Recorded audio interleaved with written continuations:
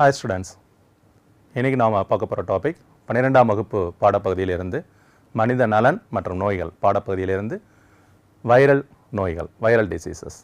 வாங்க வீடியோக்குள்ள போகலாம். வைரஸ் நோய்கள் ஜெனரலாக நமக்கு வைரஸை பற்றி தெரியும். இது செல்லுக்குள்ளார பார்த்தோம் அப்படின்னா உயிர் உள்ளதாக இருக்கும், செல்லுக்கு வெளியில் அப்படின்னு பார்க்குறப்ப உயிரற்றதாக இருக்கும். ஸோ அதனால தான் இதை நம்ம என்ன சொல்லுவோம் அப்படின்னா நிலைமாறா ஒட்டுண்ணிகள் அப்படின்னு சொல்லுவோம். ஸோ இப்போது இது இனப்பெருக்கம் அடையிறதுக்கு அப்படின்னு பார்த்தோம்னா இதுக்கு ஒரு லிவிங் செல் தேவை, ஒரு உயிருள்ள செல் தேவை.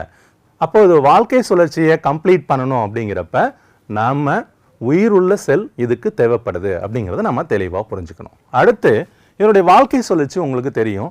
லைட்டிக் வாழ்க்கை சுழற்சி ஒன்று இருக்கும், லைசோஜீனிக் அதாவது சிதைவுறா அப்படின்னு நம்ம சொல்லுவோம். சிதைவு அப்படின்னு சொல்கிறப்ப என்ன சொல்லுவோம், என்ன பண்ணோம், இந்த வைரஸ் அப்படிங்கிறது அந்த உயிருள்ள செல்லுக்குள்ளே போய் அந்த செல்லை சிதைச்சிட்டு அதனுடைய வாழ்க்கை சுழற்சி முடிச்சுட்டு வெளியில் வரும். சிதைவுறா அப்படின்னு பார்த்தோம்னா செல்லை சிதைக்காமல் தன்னுடைய வாழ்க்கை சுழற்சியை இது நிறைவு செய்யும் அப்படிங்கிறத நாம் பார்த்துருப்போம். அடுத்து மனிதனை அதிகமாக தொற்றக்கூடிய வைரஸ் எது அப்படின்னு பார்த்தோம்னா ரினோ வைரஸஸ் அப்படின்னு சொல்லுவோம், ரைனோ வைரஸஸ் அப்படின்னு ப்ரொனன்சியேஷன் பண்ணுவோம். இப்போது இந்த ரைனோ வைரஸஸ் அப்படின்னு பார்த்தோம்னா இதுக்கு நோய் எதிர்ப்பு சக்தி, அதாவது இதுக்கு நம்ம உடல் நோய் எதிர்ப்பு சக்தியை உருவாக்குறதும் சரி, மருத்துவ உலகில் நம்ம எடுத்துட்டோம் அப்படின்னா ஆன்டிபயோட்டிக்ஸ் ப்ரிப்பேர் பண்ணுறதும் அப்படின்னு பார்த்தோம்னா மிகுந்த சிக்கலாக அமையும். ஏன் அப்படின்னு நம்ம பார்த்தோம்னா கிட்டத்தட்ட இதில் ஒரு 150 ஸ்ட்ரைன்ஸ் இருக்குது. இப்போ இந்த வாரம் நம்ம ஒரு ரைனோ வைரஸால் பாதிக்கப்படுறோம் அப்படின்னா அடுத்த வாரம் அப்படின்னு பார்க்குறப்ப வேற ஒரு ஸ்ட்ரைன் வரும், அடுத்த மாதம் வேற ஒரு ஸ்ட்ரைன், அடுத்தடுத்த மாதங்கள் அடுத்தடுத்த வருடங்கள் வேறு வேறு ஸ்ட்ரெயின்ஸ் என்ன ஆகும் அப்படின்னா நம்மளை தாக்கிக்கிட்டே இருக்கும். ஏன் இந்த ஸ்ட்ரெயின்ஸ் மாறிக்கிட்டே இருக்குது அப்படின்னு பார்த்தோம்னா இதனுடைய மரபு பொருள் அப்படின்னு சொல்லக்கூடிய ஜீனோம், ஆர்என்ஏ ஜீனோம் அப்படிங்கிறது தொடர்ந்து மியூட்டேட் ஆகிட்டே இருக்கும். ஸோ அதுதான் இங்கே போட்டிருக்கோம், இதனுடைய ஜீனோம் தொடர்ந்து மாற்றம் அடைஞ்சிட்டே இருக்கிறதுனால இதுக்கு தடுப்பூசி உருவாக்குறது அப்படிங்கிறது ஒரு மிகுந்த சிக்கலாக அமையுது. அடுத்து வைரஸ் ஒரு 4 வகையாக கேட்டகரைஸ் பண்ணுறாங்க. ஃபஸ்ட்டு பார்த்தோம் அப்படின்னா சுவாச நோய்களை ஏற்படுத்தக்கூடிய வைரஸ் என்னென்ன, காமன் கோல்டு. அடுத்தது எடுத்துட்டோம்னா இன்ஃப்ளூயன்சா வைரஸ். இது ரெண்டும் என்ன பண்ணும் அப்படின்னா சுவாச நோய்களை மனிதனில் தோற்றுவிக்குது. அடுத்த தோல் நோய்கள் அப்படின்னு எடுத்துட்டோம்னா சின்னம்மை, தட்டம்மை, இது ரெண்டும் உடலினுடைய தோலில் நோயை தோற்றுவிக்கக்கூடியது. அடுத்து உள்ளுறுப்பு நோய்கள். உள்ளுறுப்பு நோய்கள் அப்படிங்கிறது என்ன செய்யும் அப்படின்னு பார்த்தோம்னா மஞ்சள் காய்ச்சல், டெங்கு காய்ச்சல் ரெண்டுத்தையும் ஏற்படுது. அடுத்தது நரம்பு நோய்கள், ராபிஸ், இளம்பிள்ளை வாதம். ஸோ இந்த அடிப்படையில் தான் என்ன செய்கிறாங்க அப்படின்னு பார்த்தோம்னா வைரஸை 4 வகையாக கேட்டகரைஸ் பண்ணுறாங்க. இங்கே பாருங்கள் ஒரு பிக்டோரியல் கொடுத்துருக்காங்க, இது கொரோனா வைரஸ். இதுதான் நம்ம பேசிகிட்டு இருந்தோம் இல்லையா, rhinovirus or rhinovirus. இது இன்ஃப்ளூயன்ஸா ஏற்படுத்தக்கூடிய பேரா இன்ஃப்ளூயன்ஸா, இது அடினோ வைரஸ், இது ஹோப்ஸ் வைரஸ். இங்கே பாருங்க hepatitis B virus, mumps virus, measles virus, rotavirus, smallpox virus, HPV, HIV, rabies virus, norovirus. So இதெல்லாம் பிக்டோரியலாக கொடுத்துருக்கேன். அடுத்து ஜூனோட்டிக் வைரஸஸ் அப்படின்னு சொல்லுவோம். இது என்ன ஜூனோட்டிக் வைரஸஸ்பா அப்படின்னு கேட்டால் விலங்கிலிருந்து மனிதனுக்கு பரவக்கூடிய வைரஸ். இதில் அப்படின்னு பார்த்தோம்னா நிஃபா வைரஸ் அப்படின்னு சொல்லுவோம். இது தீவிர சுவாச நோய் முதல் இறப்பை ஏற்படுத்தக்கூடிய மூளை வீக்க நோய் வரைக்கும் இது ஏற்படுத்தும். இதுதான் அந்த நிஃபா வைரஸ் அப்படின்னு சொல்லக்கூடியது. இது ஒரு ஜூனோட்டிக் வைரஸ் அப்படின்னு நாம சொல்கிறோம். அடுத்து பன்றி காய்ச்சல். இது முதல்ல தொற்று நோயா எப்போ கண்டறியப்பட்டது, எப்போ அங்கீகரிக்கப்பட்டது அப்படின்னு பார்த்தோம்னா 1919 தான் இது கண்டறியப்பட்டது, அங்கீகரிக்கப்பட்டது. இது பருவ காலங்களில் ஏற்படக்கூடிய ஒரு காய்ச்சல் நோயாக தான் அறியப்படுது. இது ஏற்படுத்தக்கூடிய வைரஸ் அப்படின்னு பார்த்தோம்னா H1N1 வைரஸ். இது உங்கள் எல்லாருக்குமே நல்லா தெரியும். அடுத்து இதோட அறிகுறிகள் அப்படின்னு எடுத்துட்டோம்னா காய்ச்சல் இருக்கும், இருமல் இருக்கும், தொண்டை வலி இருக்கும், குளிர் இருக்கும், உடல் வலுவிழக்கும், உடல் வலி இருக்கும். இதெல்லாம் இருந்தது அப்படின்னா நாம் எந்த வைரஸால் பாதிக்கப்பட்டிருக்கோம், பன்றி காய்ச்சல்னால பாதிக்கப்பட்டிருக்கோம். அடுத்தது இது யார் யாருக்கெல்லாம் பரவும் அப்படின்னு பார்த்தோம்னா குழந்தை, கருவுற்ற பெண்கள், வயதானவர்கள், இவங்கெல்லாம் என்ன பண்ணோம் அப்படின்னா அந்த தொற்று பரவி இறப்பை ஏற்படுத்தக்கூடிய அளவுக்கு அபாய நிலையை தோற்றுவிக்குது அப்படின்னு சொல்கிறாங்க. ரைட். அடுத்து இந்த வைரஸ் நோயில் என்னென்ன வகைகள் இருக்குன்னு பார்ப்போம். இங்கே பார்த்தீங்கன்னா நோயினுடைய வகைகள் கொடுத்துருக்காங்க, இங்கே நோய் காரணிகள் கொடுத்துருக்காங்க, நோய் தொற்றும் பகுதி சைட் ஆஃப் இன்ஃபெக்ஷன்ஸ் கொடுத்துருக்காங்க. அடுத்தது பார்த்தோம் அப்படின்னா மோட் ஆஃப் இன்ஃபெக்ஷன், நோய் பரவக்கூடிய முறை, அதனுடைய அறிகுறிகள். முதல் நோய் பாருங்க, நம்ம முன்னாடி பார்த்த மாதிரியே சாதாரண சளி, இது காமன் கோல்டு அப்படின்னு சொல்லுவோம். இதோட பேத்தோஜன் நோய் காரணி அப்படின்னு பார்க்குறப்ப ரைனோ வைரஸஸ் அப்படின்னு நாம சொல்கிறோம். இது நோய் தொற்றக்கூடிய பகுதி அப்படின்னு பார்க்குறப்ப உடல்ல சுவாச பாதையை தொற்றும். மோட் ஆஃப் இன்ஃபெக்ஷன்ஸ் அப்படின்னு பார்க்குறப்ப என்ன அப்படின்னு பார்த்தோம்னா நீர்த்திவலைகள், அதாவது ட்ராப்லெட் இன்ஃபெக்ஷன்ஸ் அப்படின்னு சொல்லுவோம். நம்ம வெளியிடக்கூடிய மூச்சு காற்றின் வழியா, இருமல் வழியா, தும்மல் வழியா ஒருத்தர்லேருந்து இன்னொருத்தருக்கு பரவும். அடுத்தது இதனுடைய அறிகுறி அப்படின்னு பார்க்குறப்ப ஃபர்ஸ்ட் என்ன சொல்கிறோம், மூக்கடைப்பு, நேசல் கன்ஜஷன். அடுத்தது பாருங்க கோழை வெளியேற்றம். இது பாருங்க மூக்கில் இருந்து கோழை வெளியேறிக்கிட்டே இருக்கும். தொண்டை வலி இருக்கும், சோர் த்ரெட் அப்படின்னு நம்ம சொல்லுவோம். தொண்டை வலி இருக்கும், இருமல் இருக்கும், தலைவலி இருக்கும். இதெல்லாம் இருந்துச்சு அப்படின்னா நாம் எதால் பாதிக்கப்பட்டிருக்கோம்னு அர்த்தம், ரைனோ வைரஸ்னால பாதிக்கப்பட்டிருக்கோம். அடுத்தது அப்படின்னு எடுத்துட்டோம்னா புட்டாலம்மை, பொண்ணுக்கு வீங்கி, மம்ஸ் வைரஸஸ். ஸோ இப்போது காசட்டிவ் ஏஜென்ட் எது, மம்ஸ் வைரஸ். இது ஒரு ஆர்என்ஏ வைரஸ், பேராமிக்ஸோ வைரஸ் அப்படின்னு நாம சொல்லுவோம். இது எந்த இடத்துல நம்ம உடம்புல நோயை தோற்றுவிக்குது அப்படின்னு பார்க்குறப்ப நோய் தொற்றும் பகுதி இந்த உமிழ்நீர் சுரப்பி இந்த இடத்துல இருக்குங்க இல்லையா, இந்த கீழ்த்தாடை சுரப்பியும் இந்த மேலெண்ண சுரப்பி அப்படின்னு நம்ம சொல்லுவோம். இந்த இடத்துல தான் இது என்ன பண்ணும் அப்படின்னு பார்க்குறப்ப நம்மளுடைய உமிழ்நீர் சுரப்பியில் இது சைட் ஆஃப் இன்ஃபெக்ஷன் அப்படின்னு நாம சொல்கிறோம். அடுத்தது உமிழ்நீர் நீர்த்திவலைகள் வழியாக தான் என்ன ஆகுது அப்படின்னா ஒருத்தர்லேருந்து இன்னொருத்தருக்கு பரவுது அப்படின்னு சொல்கிறாங்க. அடுத்தது இது என்ன பண்ணும் அப்படின்னு பார்த்தோம்னா இந்த மேலெண்ண சுரப்பியில் வீக்கத்தை ஏற்படுத்தும். அதுதான் நம்ம என்ன சொல்கிறோம், இந்த நோயினுடைய அறிகுறியாக நாம் அறியப்படுறோம். அடுத்தது அப்படின்னு எடுத்துட்டோம்னா அடுத்த வைரஸ் நோய் தட்டம்மை, மீசில்ஸ். இது ரூபல்லா வைரஸஸ். இதுதான் அதோடைய causative agent, pathogen, RNA virus, paramyxovirus. இது நோய் தொற்றை ஏற்படுத்தக்கூடிய பகுதி அப்படின்னு பார்த்தோம்னா தோல், சுவாசப்பாதை. அடுத்தது டிராப்லெட் இன்ஃபெக்ஷன்ஸ் வழியாக தான் ஒருத்தர்லேருந்து இன்னொருத்தருக்கு பரவும். அறிகுறிகள் அப்படின்னு பார்க்குற ஃபர்ஸ்ட் கரகரப்பான தொண்டை, அடுத்தது மூக்கு ஒழுகல், இருமல், காய்ச்சல், தோல், கழுத்து, காதுகளில் ரெட் ரேஷஸ் இருக்கும், சிவப்பு நிற புள்ளிகள் இருக்கும். அதை வச்சு தான் இது என்ன செய்வாங்க, அறிவாங்க. எங்கெங்க சொல்லியிருக்காங்க பாருங்க, தோல் பகுதி, கழுத்து பகுதி, காது, இந்த இடத்துலலாம் பார்த்தோம் அப்படின்னா நம்ம என்ன பார்க்கலாம், ரெட் ரேஷஸ் பார்க்கலாம் அப்படின்னு சொல்கிறாங்க. அதை வச்சு தான் நம்ம என்னத்தை அறிகிறோம், மீசில்ஸ் தட்டமை நோயால் நம்ம பாதிக்கப்பட்டிருக்கோம் அப்படிங்கிறத நம்ம அறியலாம். அடுத்து ஹெப்படைட்டிஸ், கல்லீரல் அலர்ச்சி, வைரல் ஹெப்படைட்டிஸ் அப்படின்னு நம்ம சொல்லுவோம். இது ஹெப்படைட்டிஸ் பி வைரஸ்னால ஏற்படக்கூடியது. சைட் அப்படின்னு பார்த்தோம்னா கல்லீரல்ல இந்த நோயை தோற்றுவிக்குது. அடுத்தது எடுத்துக்கிட்டோம் அப்படின்னா இது பரவக்கூடிய முறை, ஒன்று பேரண்டல் ரூட், பெட்ரோல் வழியாகவும் இது பரவும். அடுத்தது எடுத்துட்டோம் அப்படின்னா இரத்த பரிமாற்றம் அப்படின்னு நம்ம சொல்லுவோம். ரத்தம் கொடுக்கும் பொழுதோ இல்லை ரத்தத்தை பெறும்பொழுதோ, மோஸ்ட்லி ரத்தத்தை பெறும்போது தான் இது என்னாகும் அப்படின்னா பரவறதுக்கான வாய்ப்புகள் உண்டு. என்னென்ன ஏற்படுத்துது பாருங்க அறிகுறி, கல்லீரல் சிதைவு, மஞ்சக்காமாலை, குமட்டல், மஞ்சள் நிற கண்கள், காய்ச்சல், வயிற்று வலி, இது எல்லாத்தையும் இது ஏற்படுத்தும். நம்ம டாக்டர்கிட்ட போனோடனே சொல்லுவாங்க, பார்ப்பாங்க, கண்ணை தான் ஃபஸ்ட்டு எடுத்து பார்ப்பார் டாக்டர், மஞ்சள் கலரில் கண் இருக்கா, நகத்தை அப்படி டெஸ்ட் பண்ணி பார்ப்பார். அடுத்து தோல்லாம் பார்ப்பாங்க, பார்த்துட்டு ஏதாவது சேஞ்சஸ் இருக்கா அப்படின்னு பார்ப்பாங்க. ஸோ அதை வச்சு தான் என்ன பண்ணுறாங்க, கல்லீரல் அலர்ச்சி இருக்கா அப்படிங்கிறத கண்டறிகிறாங்க. அடுத்த வைரஸ் நோய் சிக்கன் பாக்ஸ், சின்னம்மை. நோய் காரணி உங்கள் எல்லாருக்குமே தெரியும், வேரிசெல்லா ஜோஸ்டர் அப்படின்னு சொல்லக்கூடிய வைரஸ். இது ஒரு டிஎன்ஏ வைரஸ். நம்ம முன்னாடி பார்த்ததெல்லாம் ஆர்என்ஏ வைரஸ், இது ஒரு டிஎன்ஏ வைரஸ். நோய் தொற்றக்கூடிய பகுதி அப்படின்னு எடுத்துட்டோம்னா சுவாசப்பாதை, தோல், நரம்பு மண்டலம், இந்த பகுதியில் தான்ப்பா இது நோயை தோற்றுவிக்குது. அடுத்தது பரவும் முறை அப்படின்னு எடுத்துட்டோம்னா இதுவும் டிராப்லெட் இன்ஃபெக்ஷன்ஸ் வழியாக தான் பரவுது அப்படின்னு சொல்கிறாங்க. நீர்த்திவலைகள் மூலமாக டைரக்ட் கான்டாக்ட், நேரடி தொடர்பு வழியாக பரவுது அப்படின்னு நாம் அறிகிறோம்.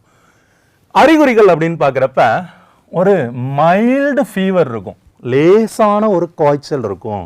அடுத்தது தோல் அரிப்பு இருக்கும், தோல் தடிப்பு இருக்கும், தோலில் கொப்பளங்கள் அங்கங்கே நம்ம என்ன பார்க்கலாம், தோலில் கொப்பளங்கள் நாம் பார்க்க முடியும். அந்த கொப்பளங்கள்லேருந்து வெளியாகக்கூடிய நீர் தெளிச்சா கூட நாம் எந்த நோயால் பாதிக்கப்பட்டுடுவோம், சின்னம்மை நோயினால் பாதிக்கப்பட்டுருவோம். அடுத்த நோய் போலியோமெலிட்டஸ் அப்படின்னு சொல்லக்கூடிய இளம்பிள்ளை வாதம், போலியோ வைரஸ்னால பரவக்கூடியது போலியோ அப்படின்னு நாம் அறிகிறோம். இது நோய் தொற்றக்கூடிய பகுதி பாருங்க, குடல், மூளை, தண்டுவடம். ஸோ இந்த பகுதியில் வழியாக தான் அந்த நோயானது தொற்றுறது. பரவக்கூடிய முறை அப்படின்னு பார்க்குறப்ப ஃபர்ஸ்ட் டிராப்லெட் இன்ஃபெக்ஷன்,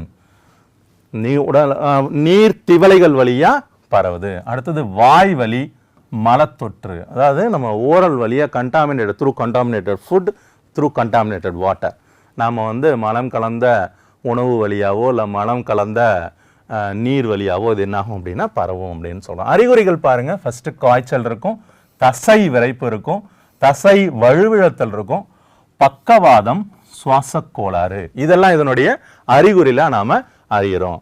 அடுத்தது அடுத்த வைரஸ் நோய் டெங்கு ஃபீவர், டெங்கு காய்ச்சல்.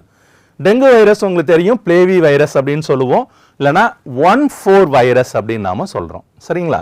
பிளேவி வைரஸ் அப்படி இல்லைன்னா 1,4 வைரஸ். இது தோல் மற்றும் இரத்த பகுதிகளில் தான் என்ன பண்ணுது, நோய் தொற்றக்கூடிய பகுதியாக நாம அறிகிறோம். அடுத்தது பரவக்கூடிய முறை அப்படின்னு பார்த்தோம்னா இதுக்கு ஒரு வெக்டார் தேவை. அந்த வெக்டார் யாரு, ஒரு கொசு, ஏடிஸ் எஜிப்டி அப்படின்ற ஒரு கொசு வழியாக தான் இது நோயை தோற்றுவிக்குது. அறிகுறிகள் அப்படின்னு பார்த்தோம்னா திடீர்னு ஹை ஃபீவர் இருக்கும். அடுத்தது எடுத்துக்கிட்டோம் அப்படின்னா தலைவலி இருக்கும், தசை மற்றும் மூட்டுலலாம் பயங்கரமா வலிக்கும். ஸோ இதெல்லாம் இருந்துச்சு அப்படின்னா நாம என்னதனால பாதிக்கப்பட்டிருக்கோம், டெங்கு காய்ச்சல்னால பாதிக்கப்பட்டிருக்கோம் அப்படின்னு தெரிஞ்சுக்கலாம். அடுத்தது சிக்கன் குனியா, இது alpha virus, toga virus, alpha virus அப்படின்னு சொல்லுவோம், அப்படி இல்லைன்னா டோகா வைரஸ் அப்படின்னு சொல்றோம். ஸோ இந்த வைரஸ்னால தான் இந்த நோய் அப்படிங்கிறது பரவுது, சிக்கன் குனியா. எங்க பாதிக்குது, சைட் ஆஃப் இன்ஃபெக்ஷன் அப்படின்னு நம்ம பார்த்தோம்னா நோய் தொற்றக்கூடிய பகுதி நரம்பு மண்டலம். நோய் கடத்தி நம்ம ஏற்கனவே சொல்லிட்டோம், எதுக்கு, டெங்கு காய்ச்சலுக்கு சொன்னோம் இல்லையா, ஒரு வெக்டார், ஒரு கொசு அப்படின்னு சொல்லியிருந்தோம். என்ன கொசு, ஏடிஸ் எஜிப்டி. அதே கொசு தான் இங்கேயும் என்னவா இருக்கு, நோயை தோற்றுவிக்கக்கூடியதா இருக்கு, அதாவது நோய் கடத்தியா இருக்கு. அறிகுறிகள் அப்படின்னு எடுத்துட்டோம்னா காய்ச்சல் இருக்கும், மூட்டு வலி இருக்கும், தலைவலி இருக்கும், மூட்டுகள்ல வீக்கங்கள் இருக்கும். இதெல்லாம் இருந்துச்சு அப்படின்னா நம்ம எந்த நோயினால பாதிக்கப்பட்டிருக்கோம், சிக்குன் குனியினால பாதிக்கப்பட்டிருக்கோம் அப்படின்னு நாம அறியலாம். ஸ்டூடெண்ட்ஸ், இது வரைக்கும் நாம மனித மலன் மற்றும் நோயியல் பாடப்பகுதியில் வைரல் டிசீசஸ் பற்றி டீட்டெயில்டாக பார்த்தோம். சென்ற ஆண்டுகளில் போட்டித் தேர்வுகளில் இதில் கேட்கப்பட்ட வினா விடைகளை வாதிக்கலாம் வாங்க. முதல் கேள்வி, assertion, it is considered advantageous to give the polio vaccine orally. Reason, it prevents reinfection by causing intestinal immunity. என்ன சொல்றாங்க, கூற்று, வாய்வழி அளிக்கப்படும் போலியோ சொட்டு மருந்து சிறந்த பயனளிப்பதாக கருதப்படுகிறது.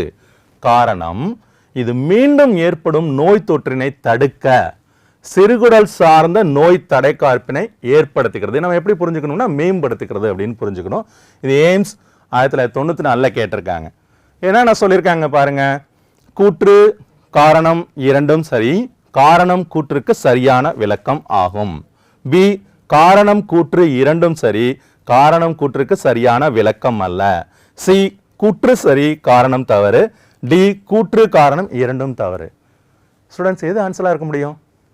நாம் பார்த்துருப்போம், குழந்தைங்களுக்கு வந்து ஓரல் ஓபிவின்னு சொல்லுவாங்க, ஓரல் போலியோ வேக்சின்.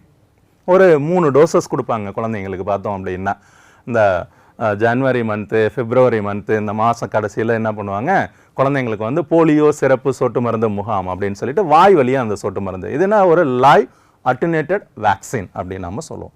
இன்னொரு வேக்சின் இருக்குது, போலியோ வேக்சின் அப்படின்னு, சால்க் வேக்சின். அந்த வேக்சினை விட இது ஒரு சிறந்ததாக கருதுறாங்க இன்ஜெக்ஷனை விட. அதாவது அது வந்து சால்க் வேக்சின் அப்படின்னு சொல்கிறது இன்ஜெக்ஷன் தான் போட்டுக்க முடியும். இது வந்து சொட்டு மருந்து தான் நம்ம எடுத்துக்கிறோம், ஓபிவி.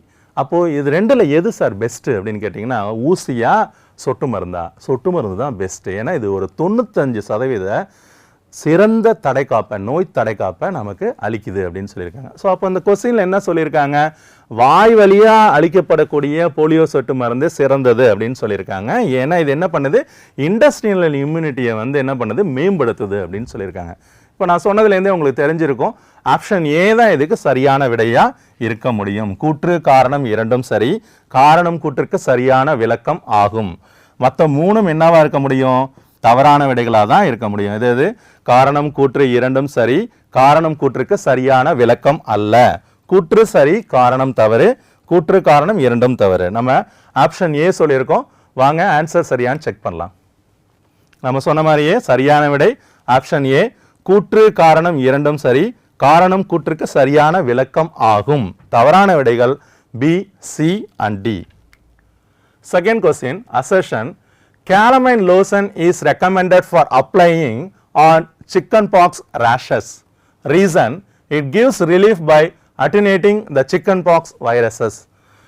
கூற்று, சின்னம்மை கொப்பளங்களை குணப்படுத்த அதன் மீது கேலமைன் களிம்பு தடவ பரிந்துரைக்கப்படுகிறது. காரணம், சின்னம்மையை உண்டாக்கும் வைரஸ் தாக்குதலிருந்து கேலமைன் களிம்பு குணப்படுத்துகிறது. ஆமாம், கொப்பளங்களை வந்து காயங்கள் இருக்குது, கொப்பளங்கள் இருக்குது அப்படின்னா அது மேலே அந்த கேலமைன் போடுவாங்க. போட்டால் அது என்ன ஆகும், சீக்கிரமாக குணமாகும், சீக்கிரமாக அந்த காயம் மாறும். அப்போது இதுக்கு என்ன விடையாக இருக்க முடியும், ஏ தான் வந்து விடையாக இருக்க முடியும். இது வந்து எய்ம்ஸ் 1994 கேட்டிருக்காங்க. ஏ என்ன சொல்லியிருக்காங்க, கூற்று காரணம் இரண்டும் சரி, காரணம் கூற்றுக்கு சரியான விளக்கம் ஆகும். இதுதான் வந்து என்னவா இருக்க முடியும், சரியான விடையாக இருக்க முடியும். பி, கூற்று காரணம் இரண்டும் சரி, காரணம் கூற்றுக்கு சரியான விளக்கம் அல்ல. இது ஒரு தவறான விடை. கூற்று சரி, காரணம் தவறு, இதுவும் தவறான விடை. கூற்று காரணம் இரண்டும் தவறு, இதுவும் தவறான விடை. நாம ஆப்ஷன் ஏ சரின்னு சொல்லியிருக்கோம். ஆன்சர் சரியான்னு செக் பண்ணுவோம் வாங்க. சரியான விடை ஏ, கூற்று காரணம் இரண்டும் சரி, காரணம் கூற்றுக்கு சரியான விளக்கம் ஆகும். தவறான விடைகள் அப்படின்னு எடுத்துட்டோம்னா option B, C and D. அடுத்த கொஸ்டின் போலாமா? Third question, which of the following disease is now considered completely eradicated from India? இந்தியாவிலிருந்து முற்றிலும் ஒழிக்கப்பட்ட நோய் எது? ஏஐபிஎம்டி 1997 கேட்டிருக்காங்க. பார்த்தோன்னே கண்டுபிடிச்சிருப்பீங்க, கம்ப்ளீட்லி எராடிகேட்டட், முற்றிலும் ஒழிக்கப்பட்ட நோய் எது அப்படின்னு கேட்டிருக்காங்க. நம்ம அதை பார்த்தோன்னே ஆப்ஷன் பார்த்தோன்னே கண்டுபிடிச்சிரும், பெரியம்மை தான் முற்றிலும் ஒழிக்கப்பட்டது. போலியோ மெல்லிட்டஸ், போலியோவுக்கு நாம் இன்னமும் என்ன கொடுத்துட்டு இருக்கோம், ஓரல் போலியோ வேக்சின், சிறப்பு சொட்டு மருந்து முகாம் கொடுத்துட்டு இருக்கோம். போலியோ சிறப்பு சொட்டு மருந்து முகாம், இது இன்னும் முற்றிலும் ஒழிக்கப்படலை. பிளேக் நோய், இது எர்சீனியா பெஸ்டிஸ் வழியாக வரக்கூடியது, இதுவும் ஒன்று இருந்துகிட்டு இருக்கு இந்தியாவில். காலா அசார், இதுவும் பார்த்தோம் அப்படின்னா இந்தியாவில் இன்னும் இருந்துகிட்டு தான் இருக்கு. அப்போ இதில் சரியான விடை எது அப்படின்னு பார்த்தோம்னா பெரியம்மை. ஆப்ஷன் ஏ சரின்னு சொல்லியிருக்கோம். வாங்க ஆன்சர் சரியான்னு செக் பண்ணலாம். நம்ம சொன்ன மாதிரி சரியான விடை ஏ, பெரியம்மை. தவறான விடைகள் அப்படின்னு எடுத்துட்டோம்னா பி, சி அண்ட் டி. அடுத்த கொஸ்டின் பார்க்கலாமா? Fourth question, in a person shows production of interferons in his body, the chances are that he has got an insertion அப்படின்னு சொல்லியிருக்காங்க. ஒரு நபர் தனது உடலில் இன்டர்ஃபெரான்கள் உற்பத்தியை காட்டினால் அவருக்கு தொற்று ஏற்பட்டதற்கான, அதாவது கீழ்கண்ட தொற்று ஏற்பட்டதற்கான வாய்ப்புகள் உள்ளன. இது ஏஐபிஎம்டி 1997 கேட்டிருக்காங்க. நமக்கு பொதுவாகவே தெரியும், வைரஸால் நம்ம எப்போ தாக்குதலுக்கு உட்படுறோமோ அப்போ தான் நம்ம உடம்புக்குள்ளார என்ன உற்பத்தி ஆகும், இன்டர்ஃபெரான்கள் உற்பத்தி ஆகும். அப்போது இதில் எது வைரஸ் நோய் அப்படின்னு நம்ம பார்த்துட்டோம் அப்படின்னா, கண்டுபிடிச்சிட்டோம் அப்படின்னா மற்ற ஆன்சர்ஸை ஈஸியாக இது பண்ணிடலாம். இதில் பாருங்கள், வைரஸ் நோய் அப்படிங்கிறது தட்டம்மை, இதுதான் வந்து என்ன இருக்க முடியும், சரியான விடையாக இருக்க முடியும். டெட்டானஸ் கிடையாது, மலேரியா புரோட்டோசோவன் டிசீஸ் இது கிடையாது, டைஃபாய்டு இது பாக்டீரியல் டிசீஸ் இதுவும் கிடையாது. அப்போ சரியான விடை எதுவாக இருக்க முடியும், தட்டம்மை, மீசேல்ஸ் தான் இதுக்கு சரியான விடையாக இருக்க முடியும். வாங்க ஆன்சர் சரியான்னு செக் பண்ணலாம். நம்ம சொன்ன மாதிரி சரியான விடை டி, தட்டம்மை. தவறான விடைகள் option A, B and C. அடுத்த கொஸ்டின் பார்க்கலாமா? Fifth question, which of the following most infectious disease, பின்வருவனற்றுள் எது அதிக நோய் தொற்றும் திறன் பெற்றது? இது AIPMT 2001 கேட்டிருக்காங்க. அதிக நோய் தொற்றும் திறன் நம்ம பார்த்தோன்னே கண்டுபிடிச்சிருவோம். நம்ம ஏற்கனவே சொல்லியிருக்கோம் இந்த வீடியோ ஸ்டார்டிங்லே கிட்டத்தட்ட ஒரு 150 ஸ்ட்ரைன்ஸ் இதில் இருக்குது. இது வந்து தொடர்ந்து மியூட்டேட் ஆகிட்டே இருக்கும் அப்படின்லாம் சொல்லியிருக்கோம். பாருங்கள், ஆப்ஷன் பாருங்கள், எதுன்னு சொல்லுங்கள் பார்ப்போம். கரெக்ட், இருமல் மற்றும் சளி, ரைனோ வைரஸஸ் அப்படின்னு நம்ம பார்த்தோம், காமன் கோல்டு. இதுதான் என்ன ஆகும் அப்படின்னு பார்த்தோம்னா தொடர்ந்து என்ன ஆகிட்டே இருக்கும், மியூட்டேட் ஆகிட்டே இருக்கும். அப்போ அதிக நோய் தொற்றும் திறன் பெற்றது அப்படின்னு பார்த்தோம்னா இதுதான். ஏன்னா இந்த வாரம் வரும், அடுத்த வாரம் வரும், அடுத்த மாதம் வரும், அடுத்த வருஷம் தொடர்ந்து நம்ம உடம்பு இருமல் இருந்துக்கிட்டே இருக்கும், சளி பிடிச்சிக்கிட்டே இருக்கும். அப்போ அதிக நோய் தொற்றும் திறன் உடையது அப்படின்னா இருமல் மற்றும் சளி. அப்போது ஹெப்படைட்டிஸ் பி அப்படிங்கிறது என்னவா இருக்க முடியும், தவறான விடையாக தான் இருக்க முடியும். எய்ட்ஸ் இதுவும் ஒரு தவறான விடையாக தான் இருக்க முடியும். மலேரியா இதுவும் என்ன ஒரு தவறான விடையாக தான் இருக்க முடியும். நம்ம ஆப்ஷன் சி சரியான விடைன்னு சொல்லியிருக்கோம். ஆன்சர் சரியான்னு செக் பண்ணுவோமா, வாங்க. ஆன்சர் ஆப்ஷன் சி தான் வந்து சரியான விடை. தவறான விடைகள் அப்படின்னு எடுத்துட்டோம்னா option A, B and D. அடுத்த கொஸ்டின் பார்க்கலாமா. 6th question, severe acute respiratory syndrome SARS, கடுமையான சுவாச குறைபாடு எதுன்னு கேட்டிருக்காங்க. எய்ம்ஸ் 2004 கேட்டிருக்காங்க. என்னென்ன கொடுத்துருக்காங்க பாருங்க.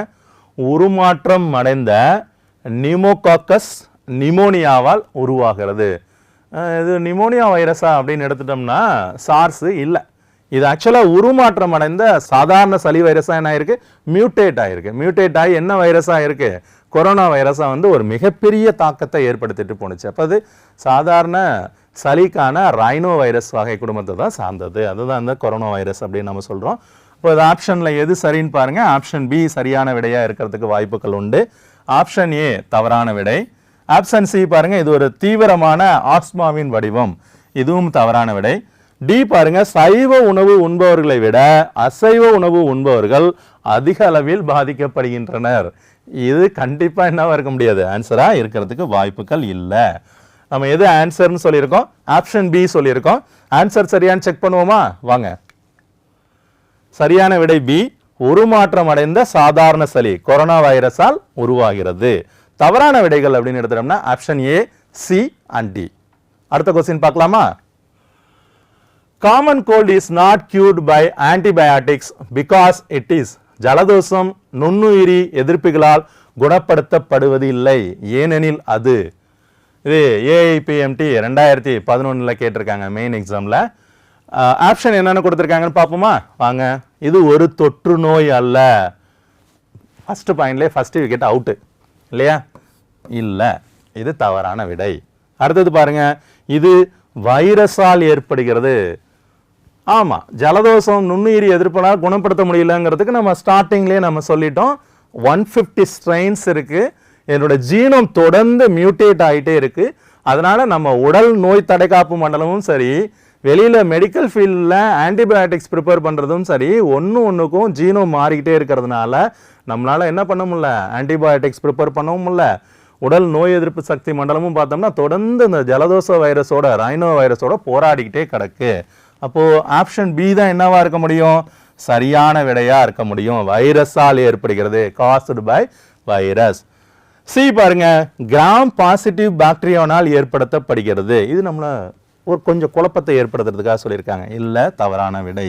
அடுத்தது பாருங்க, அதே ஆப்ஷனை திருப்பி வச்சா நம்ம யோசிப்போமா, கிராம் நெகட்டிவ் பாக்டீரியாவால் ஏற்படுகிறது, caused by gram negative bacterium. இல்லை, இது ரெண்டுமே டிஸ்ட்ராக்டர்ஸ், நம்மளை வந்து டிஸ்ட்ராக்ட் பண்ணுறதுக்காக இந்த இடத்துல வச்சுருக்காங்க. நம்ம எது சரின்னு சொல்லியிருக்கோம், ஆப்ஷன் பி தான் வந்து சரின்னு சொல்லியிருக்கோம். சரியான்னு செக் பண்ணுவோம், வாங்க. சரியான விடை ஆப்ஷன் பி, வைரஸால் ஏற்படுகிறது, காஸ்டு பை எ வைரஸ். தவறான விடைகள் அப்படின்னு பார்த்தோம்னா option A, C and D.